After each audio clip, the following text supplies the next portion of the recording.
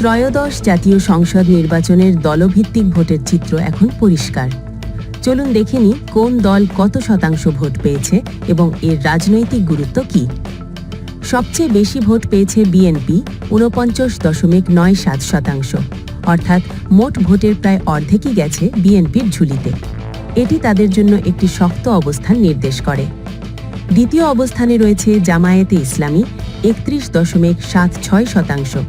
এটি একটি বড় ভোট ব্যাংক নির্দেশ করে এবং জাতীয় রাজনীতিতে তাদের গুরুত্বপূর্ণ উপস্থিতি দেখায়। তৃতীয় অবস্থানে রয়েছে স্বতন্ত্র প্রার্থীরা ৫.৭৯%, যা দেখায় যে কিছু এলাকায় ব্যক্তিকেন্দ্রিক প্রার্থীদেরও ভালো গ্রহণযোগ্যতা ছিল। এরপর রয়েছে এনসিপি ৩.০৫%, চরমোনাই ২.৭০%, জাতীয় পার্টি ০.৮৯% এবং গণ অধিকার ০.৩৩% ভোট পেয়েছে।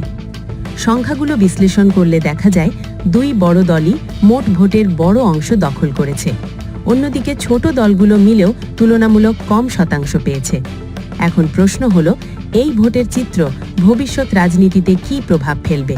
আপনার মতামত জানাতে ভুলবেন না।